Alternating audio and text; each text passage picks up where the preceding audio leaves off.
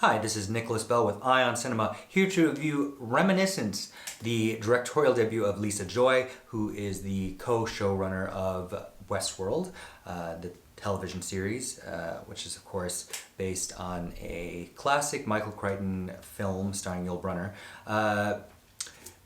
This is kind of what you could describe as vintage futuristic. It's a film set in kind of a dystopic future, though certain things we learn happen in the background, a recent war, which explains why there are a large number of veterans among the cast of characters, and there's something in an environmental event called the Flood, which is encroached upon Miami, where a majority of the film is set, particularly in South Miami, which has caused parts of the city to be under water to varying degrees, kind of like Venice, and a differentiation between those who live on dry land and wet land, and kind of a vague class hierarchy with the city run by barons, including one named Sylvan, played by Brett Cullen, who dies of natural causes, and after that, there's a significant ripple effect going on. We have a memory technician played by Hugh Jackman named Nick Bannister. He works in kind of what looks like an old school bank with his sidekick Watts, played by Tandy Newton. And basically people come in and they are submerged in water with this apparatus put on their head, and then they are able, through his verbal cues, able to dip into their past memories and re-experience them, because as we're told, nostalgia is the new way of life, to escape kind of the awful environment around them in this crumbling world, which looks a little bit like Blade Runner. Anyhow, this femme fatale, played by Rebecca Ferguson, named May, walks in one day needing help with a memory about where she misplaced her keys. He's instantly smitten. Turns out that she has ulterior motives, and when she suddenly disappears, he is devastated, and their reconnection also has some significant ripple effects on everyone involved. It feels a lot like if Blade Runner had been written by Ayn Rand.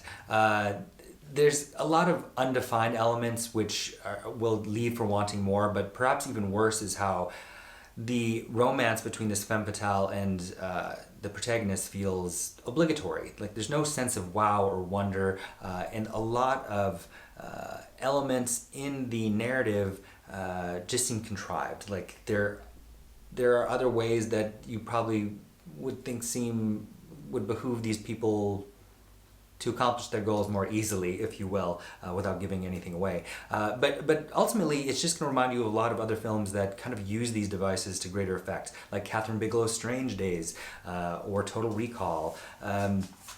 And strangely, Tandy Newton, as this sidekick, has better chemistry with Hugh Jackman, and their kind of undefined relationship. They were war veterans together, and kind of are symbiotic in a way that, or codependent in a way that they feed into each other's needs. She's an alcoholic, etc.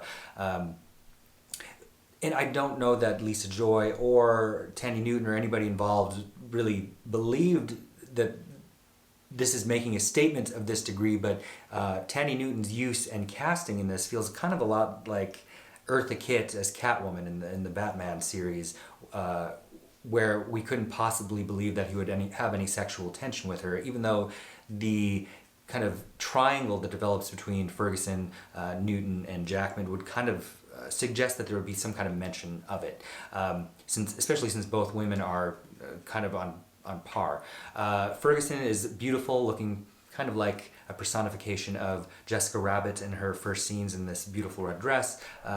It is also an empty cipher, if you will. She's just a placeholder for the femme fatale. She is no Barbara Stanwyck or any other number of women in neo-noirs that are kind of conflicted about the roles they're playing in the lives of the men they're ruining.